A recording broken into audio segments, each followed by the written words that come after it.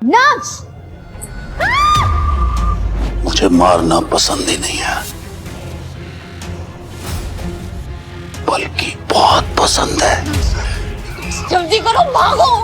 अगर तुझे भी लगता है कि इतना सब होने के बाद तो आराम से जी पाएगा, तूने सांप के बिल में हाथ डाला है। तुम सिर्फ एक कुत्ते हो। किसी का जन्मदिन आज यहाँ मरण दिन हो।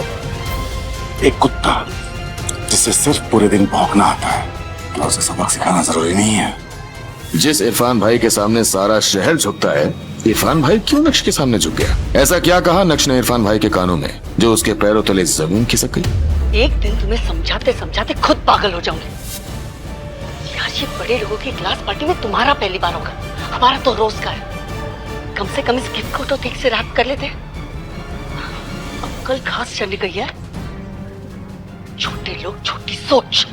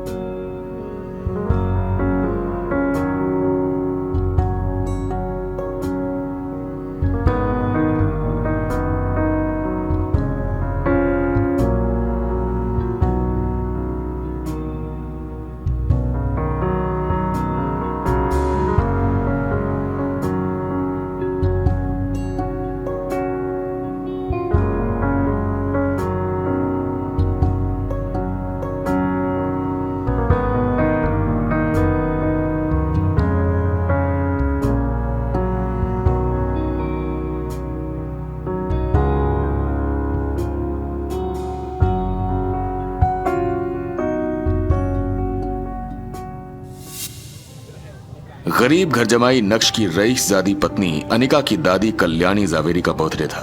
नक्श ने अनिका से प्रॉमिस किया था कि इस बार वो ऐसा गिफ्ट लाएगा जिसे देखकर जावेरी फैमिली के होश उड़ जाएंगे।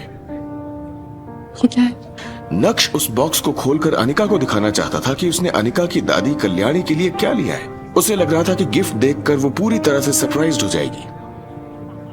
ये बॉक्स मुझे उन्हें ऐसे ही देना है, और इसे गिफ्ट रैप करने का मेरे पास टाइम नहीं था।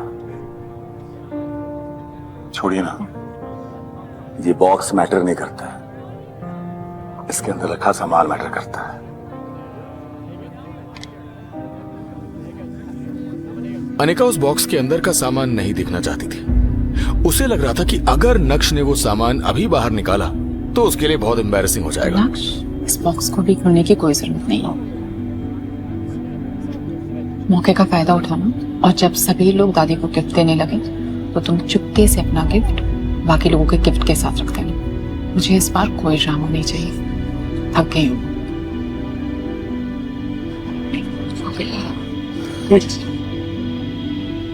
जैसा तुम बोलो।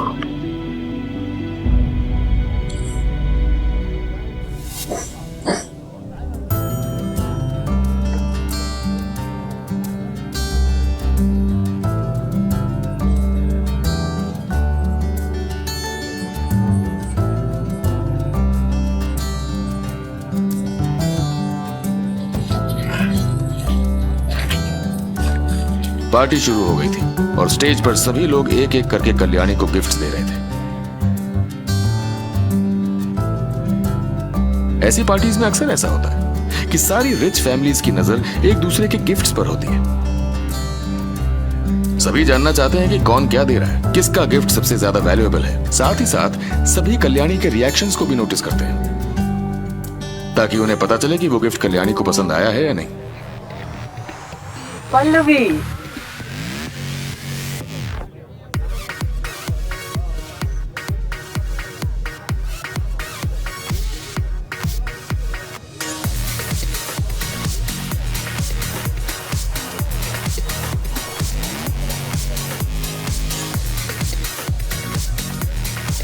इन सभी तोहफों में जो लोगों ने कल्याणी को दिए, उसमें आज की रात का सबसे आउटस्टैंडिंग गिफ्ट तो शायद पल्लवी का ही होगा, जिसमें कल्याणी को हीरे का एक पेंडेंट दिया है जो एंशिएंट टाइम से अपनी खूबसूरती की वाहवाही लूट रहा है।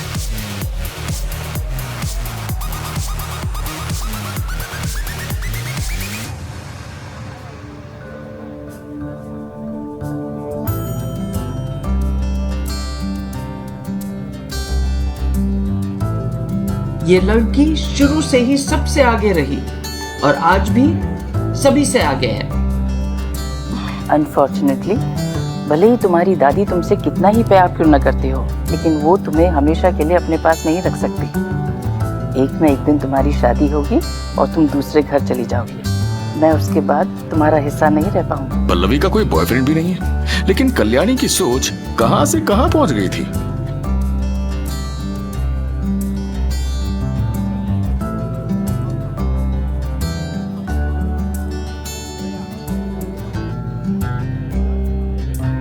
कल्याणी पल्लवी को बहुत सेंसिबल समझती थी, लेकिन उसके अंदर बचपने की कोई कमी नहीं थी। अपनी दादी का हाथ पकड़े हुए पल्लवी ने एक छोटी बच्ची की तरह बड़े प्यार से कहा, दादी, मुझे छेड़ने की कोई जरूरत नहीं है। मैं कहीं नहीं जाऊंगी, हमेशा आपके पास ही रहूंगी।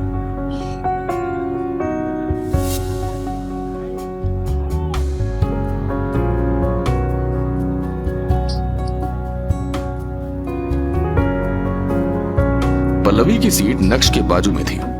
जब वो अपनी सीट पर लौटी तो उसने नक्श को कुछ बुदबुदाते हुए सुना। वो एक जेट पेंडेंट है ना, मुगल डायनेस्टी का, पैलेस में रखने वाला आइटम। बहुत खूब। पल्लवी ने भी कभी नक्श पर ध्यान नहीं दिया या फिर कभी रिस्पेक्ट नहीं की, लेकिन अभी पल्लवी की क्यूरियोसिटी नक्श के प्रति अचानक से जाग उठी थी। तुम्हें कैसे पता कि वो मुगल डायनेस्टी का जेट पेंडेंट है? तुम्हें इन सब की नॉलेज है? थोड़ी बहुत। वैसे कितना खर्चा किया इस जेट पेंडेंट के लिए? 1.5 करोड़। पल्लवी ने उस जेट पेंडेंट को अपने एक खास दोस्त की मदद से खरीदा था।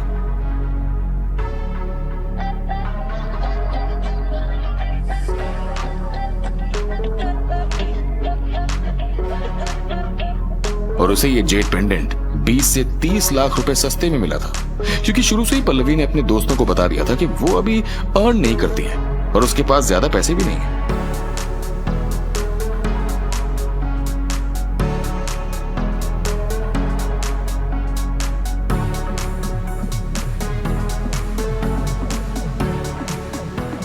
तुम्हारा भारी नुकसान हो गया, क्योंकि उस पेंडेंट की कीमत 80 लाख से ज्यादा नहीं है।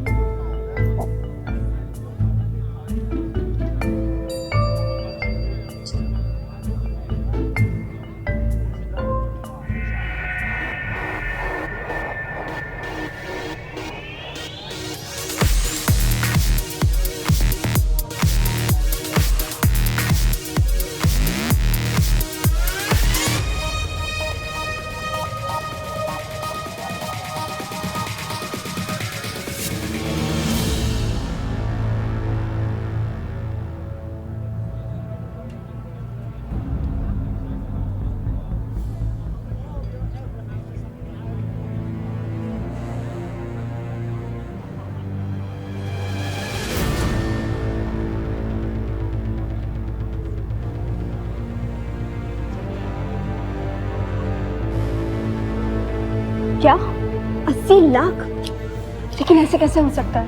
मैंने मेरे खास दोस्त की मदद से खरीदा है। वो तो कह रहा था कि इसकी कीमत 1 करोड़ 80 लाख है। देखो, जेट पेंडेंट की क्वालिटी 3 कैटेगरी में डिवाइड होती है: लुक, लिसन और टेस्ट।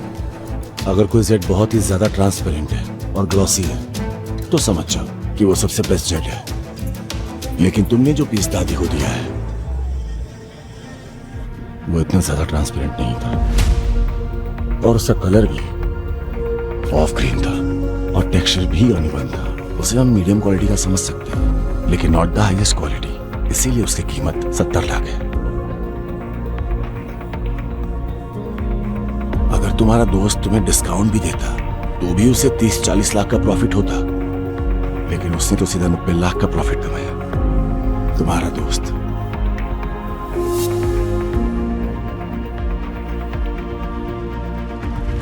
वो गाना सुना है, यार नहीं लूट लिया घर यार का? मुझे और कमेंट नहीं करना।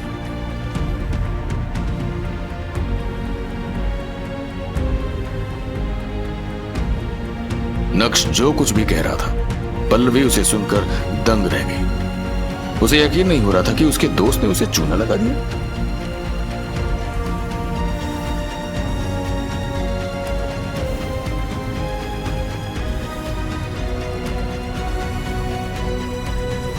विहान बजा गए। विहान आया है, उसे जल्दी से अंदर इनवाइट करो।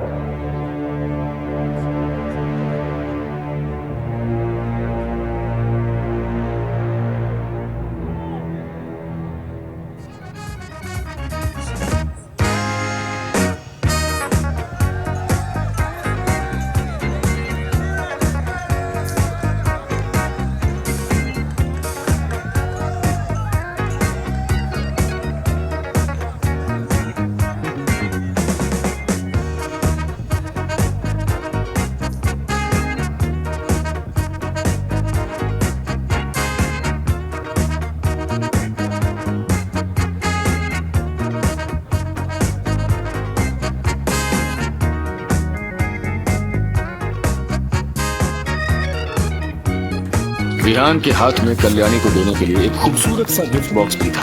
विहान के पास जो आखिरी पैसे बचे थे उससे उसने आज अपने लिए कपड़े खरीदे और कल्याणी के लिए गिफ्ट खरीदा। अगर उसे अपना गोल अचीव करना है तो आज उसे कामयाब होना ही पड़ेगा। कॉन्फिडेंस के साथ विहान कल्याणी के पास गया और हल्का सा झुकते हुए बोला, हैप्पी बर्थडे दादी।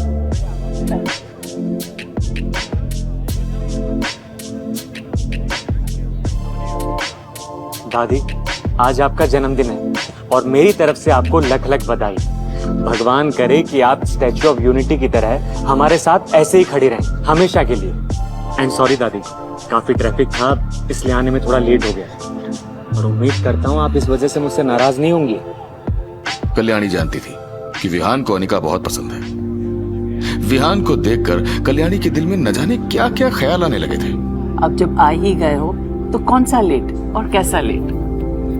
वैसे भी तुम अपने काम के सिलसिले में बहुत बिजी रहते हो, तुम कंसिडरेट भी हो। स्पेशली यहाँ आए मुझे बहुत अच्छा लगा।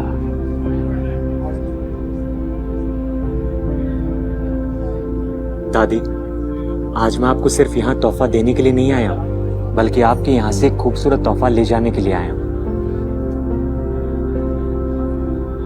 मैं आपसे कुछ पूछना चाहता हूँ। दादी, मैं अनिका से शादी करना चाहता हूँ।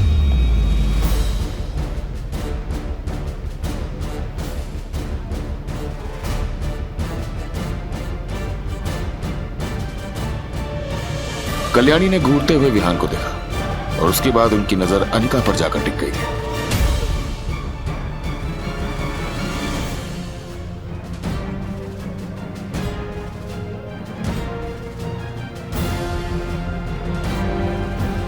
वैसे ही जावेरी खानदान के बाकी लोग नक्श को चुभती हुई नजरों से देखने लगे। भले ही अनिका की शादी नक्श से हो गई थी, लेकिन जावेरी खानदान में नक्श की औकात ऑलमोस्ट जीरो थी।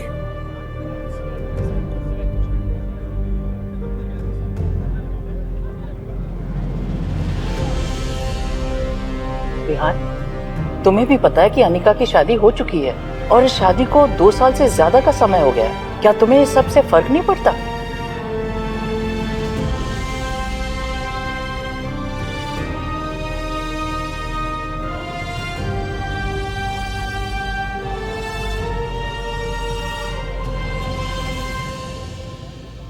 नहीं दादी, मुझे किसी चीज से कोई फर्क नहीं पड़ता।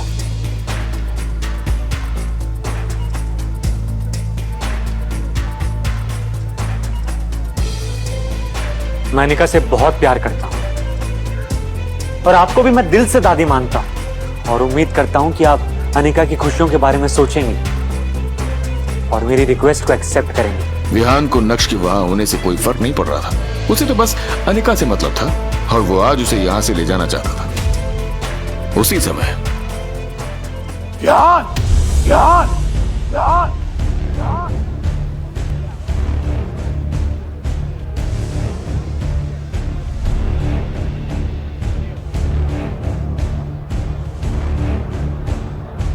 मुझे ये तो पता था कि तुम बहुत घटिया हो, लेकिन इस लेवल के घटिया हो कि मेरी बीवी तक पर तुम्हारी नजर है। शायद शर्म तुम्हारे घर पर कभी आई नहीं होगी। नक्श की आंखों में गुस्सा साफ दिखाई दे रहा था। लो अचानक से मैम्बो अंकल इस मैटर के बीच में घुस गए। लो यही बाकी था कि तुम्हारी जबान ज़वेरी खानदान के बीच चले। अब लगता है कि तुम्हारे पर काटना जरूरी है। ज्यादा उड़ो मत, ज्यादा उड़ो मत।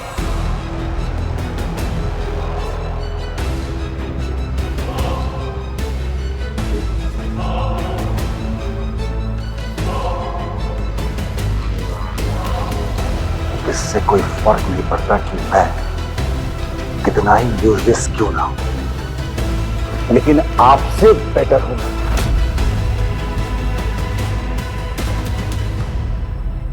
इसे इस भानुशाली ग्रुप ने कचरे की तरह निकालकर अपने ऑफिस से बाहर फेंक दिया था। इस सीन को देखकर ज़ावेरी खानदान के कई लोगों ने अपनी आंखें बंद कर ली। मामला कुछ ज्यादा ही गर्म। बचपन से ही कल्याणी ने हर बार मैम्बो अंकल को सपोर्ट किया था और इस वजह से वो सही क्या है और गलत क्या है इस बात का अंतर ही भूल चुके थे।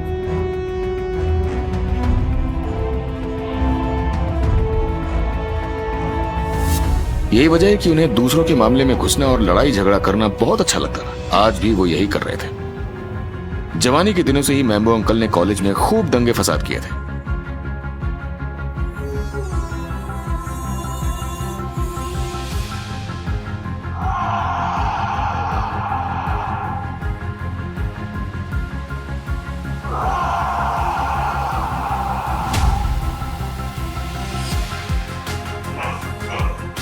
यहां तक कि सूरत के बड़े बड़े गुंडों के साथ में भी उनका अच्छा खासा उठना बैठना था और अभी भी है।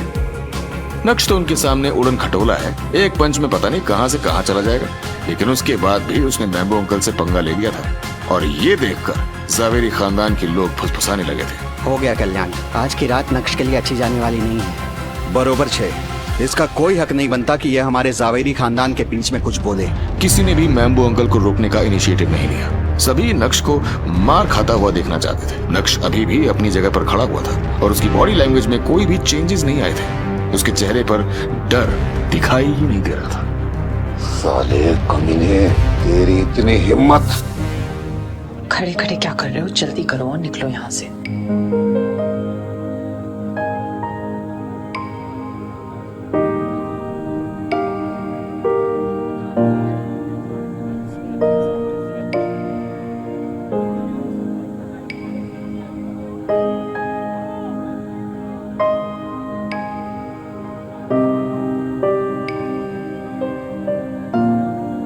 अनिका को भी नहीं पता था कि वो नक्श के लिए इतना कंसर्न क्यों हो रही है। शायद इस वजह से कि उन दोनों को एक साथ रहते हुए अब 2 साल से ज्यादा का समय हो गया था और वो नक्श को मार खाते हुए नहीं देख सकती थी।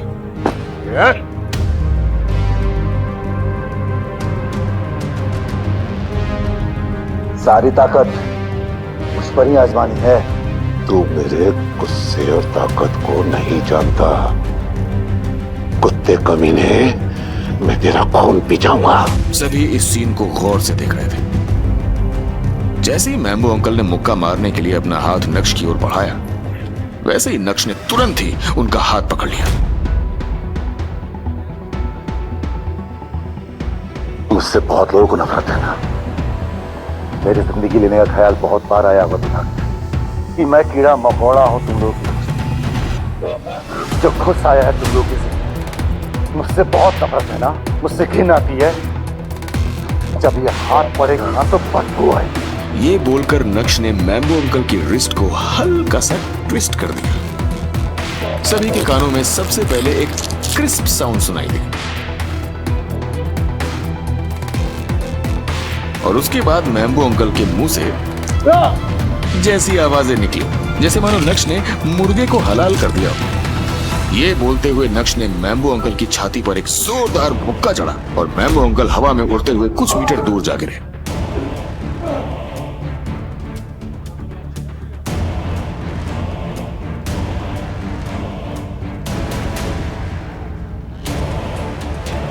मैम्बो अंकल दर्द से छटपटाते हुए जमीन पर पड़े थे। उन्होंने महसूस किया कि उनकी हड्डी पसली एक हो गई। दर्द के मारे वो बस चिल्लाते जा रहे थे।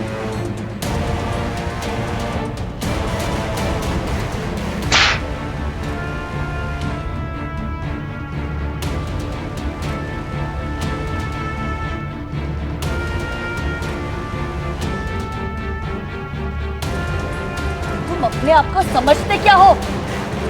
आज कल्याणी जी का जन्मदिन है, खुशी का दिन है, और तुम्हारी ये हिम्मत कि आज के दिन यहाँ तमाशा खड़ा कर दिया।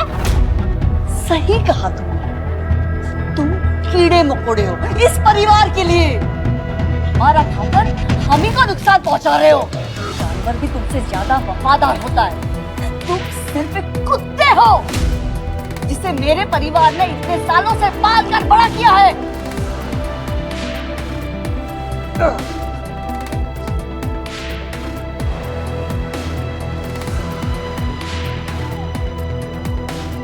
अगर तुझे भी लगता है कि इतना सब होने के बाद तो आराम से जी पाएगा, तो अब वो नहीं होगा। तूने सांप के बिल में हाथ डाला है। अगर मैंने तुझे आज जान से नहीं मारा तो मेरा नाम भी नवीन झवेरी नहीं है। जहां सभी लोग नक्श को देख रहे थे, वहीं नक्श का ध्यान मैम्बो अंकल की बातों पर बिल्कुल भी नहीं था। अपनी जगह पर खड़ा रहकर वो तो चित्रा को देख रहा था। पता नहीं क्यों, लेकिन जब चित्रा ने नोटिस किया कि नक्श लगातार उसे ही देख रहा है, तो उसे बहुत डर लगने लगा था।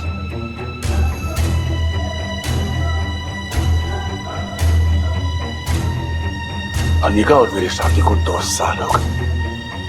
भले ही आपको मेरी तरफ से कोई कंट्रीब्यूशन नहीं दिखाई देती, लेकिन हम दोनों के बीच रियल लव तो हो सकता है। आज नक्श के चेहरे पर एक अलग ही कॉन्फिडेंस दिख रहा था, जिसे देखकर ऐसा लग रहा था जैसे नक्श पूरी तरह से बदल गया है। क्योंकि मैं दूसरे लोगों से कंपीट नहीं कर पाया, इसलिए आपने और अनिका ने मुझे हमेशा नीचा दिखाया है।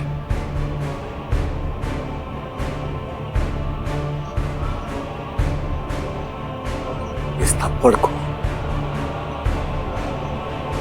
मैं याद रखूंगा। आज से, अभी से मैं आपके इस जावेरी खानदान को ठोकर मारता हूं।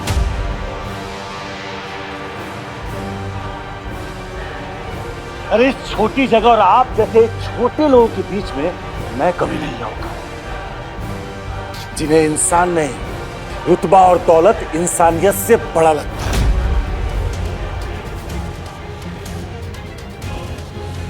और अगर कभी वापस बुलाने आए तो कल्याणी देवी को लेकर आना।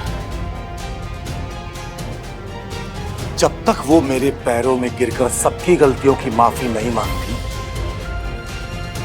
तब तक मेरी जूते की नोक पे होगा तुमसे।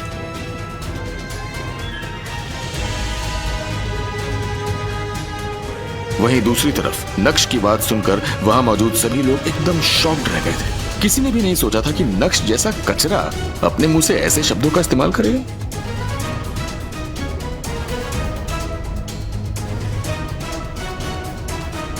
अरे रोको इसे जाने मत दो। मैम्बो अंकल के आदेश का पालन किसी ने भी नहीं किया। कोई भी अपनी जगह से हिला तक नहीं। जावेरी खानदान में कौन नहीं चाहता था कि वो कचरा यहाँ से नहीं जाए। नक्श ने तो ये तक कह दिया कि अगर उसे वापस बुलाना चाहते हो तो कल्याणी को उसके पैरों में गिरना होगा। इस बात पर तो नक्श को बहुत मार पड़नी चाहिए, लेकिन कोई हिम्मत ही नहीं कर रहा था। तुम्हें जाने के लिए किसने कहा? रुको। जैसे ही मैम्बो अंकल ने अपनी बात खत्म की, वैसे ही रंगरेज रेस्टोरेंट के सामने एक के बाद एक कई काली स्कॉर्पियोज आकर रुकनी शुरू हो गई। शहर के सबसे बड़े और महंगे रेस्टोरेंट में ये पार्टी हो रही थी, इसीलिए सभी इस फिल्मी नजारे को आसानी से अपनी आंखों में कैद कर सकते थे। देखते ही देखते सभी गाड़ियों से उतर के पार्टी हॉल की तरफ बढ़ने लगे।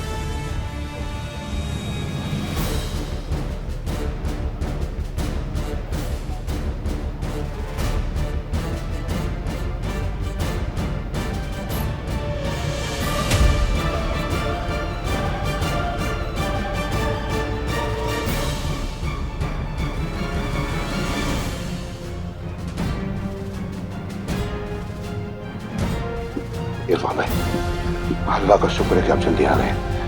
बोल नवीन, क्या मसला है? कौन सी गंदगी साफ करनी है? इरफान भाई, यही है वो कचरा।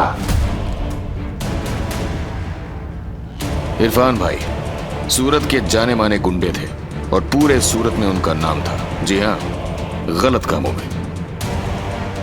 जावेरी खानदान में कोई दूध का धुला नहीं था। ज्यादातर सभी इरफान भाई को जानते थे, सिर्फ नाम से।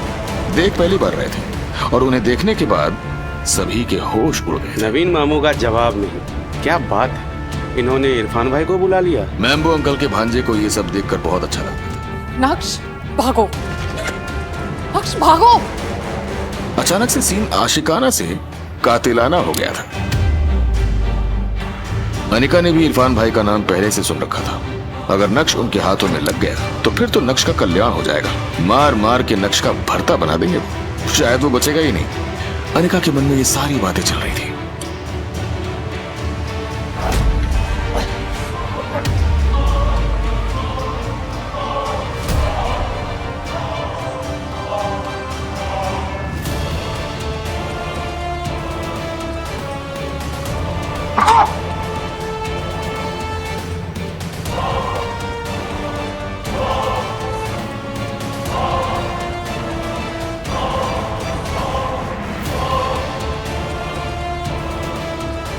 जब अनिका ने देखा कि नक्श अपनी जगह से हिलने का नाम ही नहीं ले रहा है, तो वो तुरंत अपनी जगह से आगे बढ़कर नक्श को वहां से ले जाना चाहती थी। अनिका, ये तुम क्या कर रही हो?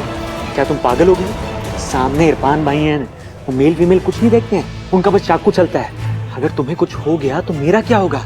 किसी की भी हिम्मत नहीं थी कि वो इरफान भाई को प्रोवोक करे। इरफान भाई वाकई में काफी रुथलेस इंसान थे। तानाशाही दिखाते हुए बोले, भाई क्यों मेरे हाथों खून कराना चाहते हो अपना? मुझे मारना पसंद ही नहीं है, बल्कि बहुत पसंद है।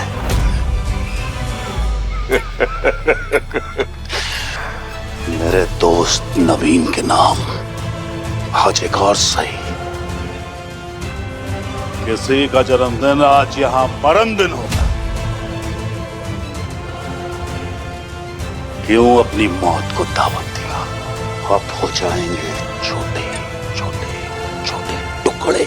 जब मैम्बो अंकल ने इरफान भाई के मुंह से इन शब्दों को सुना तो वो प्राउडली नक्श के सामने जाकर खड़े हो गए थे और नक्श को ये दिखाने की कोशिश कर रहे थे कि देख ले बेटा, कौन बड़ा है, तू या मैं। उनकी आंखों में एक अलग ही चमक आ गई थी, जैसे मानो उन्हें पूरा भरोसा था कि आज तो उनके नाम का परचम लहरा के रहेगा। उस समय मैम्बो अंकल ने इरफान भाई को ही कॉल किया था जब चित्रा और नक्श के बीच हीटेड आर्गुमेंट्स हो रहे थे।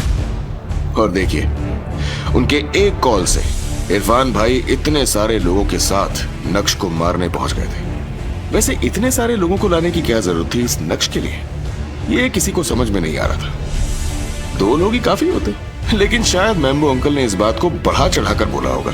वैसे भी उन्हें ये सब करने में बहुत मजा आता है। सभी लोग नक्श की ओर देख रहे थे और मन ही मन सोच के बैठे थे कि आज तो उसकी अर्थी यहीं से उठेगी। लेकिन कोई भी ये नहीं सोच रहा था कि जावेरी खानदान का सबसे लाडला इंसान नवीन जावेरी सूरत के गुंडे को कैसे जानता है। अब जावेरी खानदान को अपनी इमेज की परवाह नहीं थी। इरफान! जब मैम्बो अंकल कॉलेज में थे तब किसी कांड की वजह से उनकी मुलाकात इरफान भाई से हुई थी और उस दिन इरफान भाई ने मैम्बो अंकल को कुत्ते की तरह धोया था।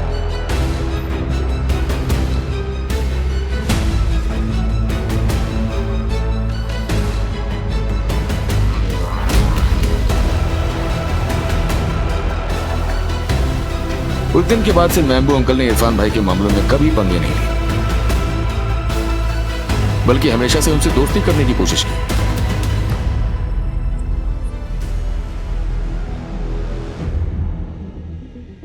दोस्ती होने के बाद मैम्बो अंकल के सारे मामले इरफान भाई हैंडल करते थे और मैम्बो अंकल उन्हें काम का अच्छा खासा पैसा देते। अभी भी जब भी मैम्बो अंकल को इरफान भाई से रिलेटेड कोई भी काम होता है तो वो उन्हें काफी पैसा देते हैं। आज भी दिया होगा या फिर देंगे, क्योंकि इरफान भाई सूरत शहर के बिग शॉट हैं और वो बिना पैसों के तो हिलते तक नहीं। जल्दी करो, भागो। इससे पहले कि अनिका अपने कदम आगे बढ़ाती, विहान ने उसे फिर से रोक दिया था और अनिका आगे नहीं बढ़ पाई थी। इस समय इरफान भाई नक्श के करीब आ चुके थे और बस अब तो अनिका की हालत भी टाइट होने लगी थी। वो तुम हो जिसने मेरे भाई को मारा।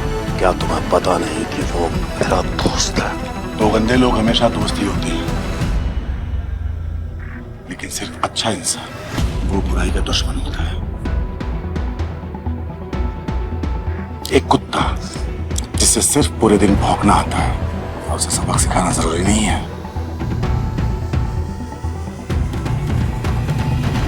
इतने साल से शहर पे दबदबा है मेरा, लोग जानते ही नहीं, मानते ही हैं, इसलिए जुबान पे कंट्रोल करके अपने आगे सर झुकाते हैं।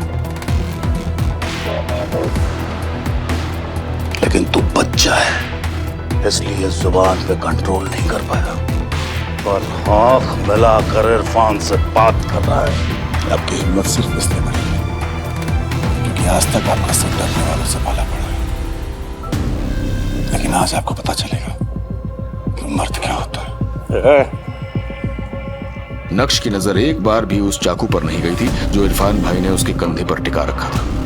मैम्बो अंकल को यह सब देखकर बहुत मजा आ रहा था, क्योंकि नक्श इरफान भाई को गुस्सा दिला रहा था और इरफान भाई का तांडव तो मैम्बो अंकल पहले ही देखे हुए हैं, तो उन्हें तो नक्श का आधा कटा हुआ शरीर दिखाई दे रहा था और ये सब सोचकर ही उनके चेहरे पर मुस्कान आ गई थी। इरफान भाई को मैम्बो अंकल से बेहतर कोई नहीं जानता था। इरफान भाई को किसी का भी डर नहीं था, पुलिस का भी नहीं, क्योंकि उनकी तरफ से पुलिस वालों को हफ्ता पहुंचा दिया जाता था। ऐसे में अगर अनिका को लग रहा है कि उसे पुलिस को कॉल करना चाहिए और पुलिस आकर नक्श को इरफान भाई से बचा लेगी, तो ये केवल एक सपना है। किस खानदान का नाम तेरी रकूं मैं? पता नहीं क्यों, लेकिन इरफान भाई को नक्श को जाना पहचाना सा लग रहा था, लेकिन वो ठीक से याद नहीं कर पा रहे थे कि उन्होंने नक्श को पहले कहां देखा है। आप लोगों की खुद तो बेहतरी है, जो कमजोरों को नहीं डराते और ना ही उनको पर हाथ उठाते। हमारा हाथ हमेशा इज्जत बचाने के लिए उठता है। नक्श के चेहरे पर ना तो कोई डर था और ना ही कोई शिकन। ऐसा लग रहा था जैसे नक्श के शरीर में कोई भूत आ गया था। नक्श की बात सुनकर जावेरी खानदान के लोग पूरी तरह से शॉक थे। उन्हें लग रहा था कि नक्श खुद ही अपनी मौत को इनवाइट कर रहा है, लेकिन उससे भी ज्यादा लोगों के मन में यह सवाल था कि नक्श में अचानक से इतनी हिम्मत कहां से आ गई थी कि वो इरफान भाई से भी भिड़ने को तैयार खड़ा था। कल्याणी को यह सब बिल्कुल भी अच्छा नहीं लग रहा था, लेकिन इरफान भाई की फियर्स रेपुटेशन के चलते उसकी कुछ भी बोलने की हिम्मत नहीं हो रही थी। ऊपर से इस मामले में उनका लाडला नवीन भी शामिल था, जिसे इरफान भाई अपना भाई बोल रहे थे। तो ऐसे में कल्याणी बस तमाशा देखने के अलावा और कुछ भी नहीं कर सकती थी। लेकिन अंदर ही अंदर कल्याणी को बहुत रिग्रेट हो रहा था और उसकी वजह मैम्बो अंकल थे। मैम्बो अंकल की स्कूलिंग सूरत में ही हुई थी, लेकिन उन्होंने अपना कॉलेज और बाकी के सारे कोर्सेज मुंबई में किए थे। मुंबई जाने के बाद ही मैम्बो अंकल को लड़ाई झगड़े और दंगे फसाद करने का शौक चढ़ा था। कल्याणी ने मैम्बो अंकल को इससे दूर रखने की बहुत कोशिश की, लेकिन वो दूर नहीं हो पाए। इसलिए कल्याणी ने बाद में मैम्बो अंकल को इटली में सेटल कर दिया था।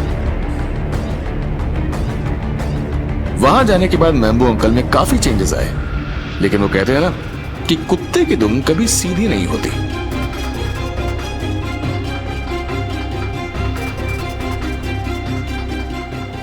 अब अभी का ही माहौल देख लेते हैं। लड़ाई झगड़े करने का एक मौका भी मैम्बो अंकल नहीं छोड़ते, और आज तो उन्होंने गजब भी कर दिया था।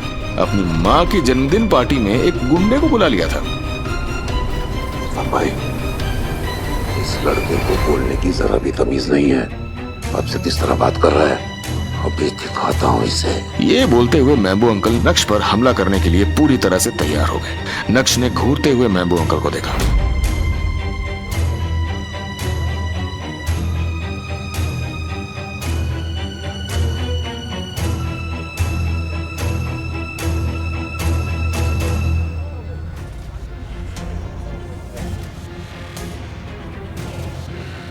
और उसके बाद अपनी नजर इरफान भाई पर टिका दी और इरफान भाई के कान में कुछ कहा। जैसे ही नक्श के मुंह से शब्द बाहर आए, वैसे ही इरफान भाई के चेहरे के एक्सप्रेशंस पूरी तरह से बदल गए थे। ऐसा लग रहा था जैसे कि इरफान भाई को अपना अतीत याद आ गया था। नक्श की बात सुनकर इरफान भाई को याद आ गया था कि उन्होंने नक्श को कहां देखा था। अचानक इरफान भाई ने अपने हाथ में पकड़े उस चाकू को फेंका और तुरंत ही नक्श के सामने हाथ जोड़कर झुकते हुए बोले, या अल्लाह, ये मुझसे क्या हो गया? मुझे माफ कर दो मालिक। ये नजारा देखते ही मैम्बो और जावेरी फैमिली के होश उड़ जाते हैं। बहुत बड़ी गलती हो गई मालिक। जिस इरफान भाई के सामने सारा शहर झुकता है, तो फिर अचानक इरफान भाई क्यों नक्श के सामने झुक गया? ऐसा क्या कहा नक्श ने इरफान भाई के कानों में जो उसके पैरों तले जमीन खिसक गई? किस बात का डर है इरफान भाई को नक्श से जो उसके सामने हाथ जोड़कर झुक गया? क्या नक्श अब इरफान भाई को ऑर्डर देगा और मैम्बू अंकल को सजा दिलाएगा? क्या नक्श की पत्नी अनिका नक्श को तलाक देकर विहान बजाज से शादी करना चाहती है? मुझे माफ कर दो मालिक। मैम्बू अंकल और कल्याणी देवी नक्श से अपनी बेइज्जती का बदला लेने के लिए अब क्या चाल चलेंगे? माफ कर दो मुझे प्लीज। नक्श, अपना तोहफा अपने साथ लेते हुए जाओ।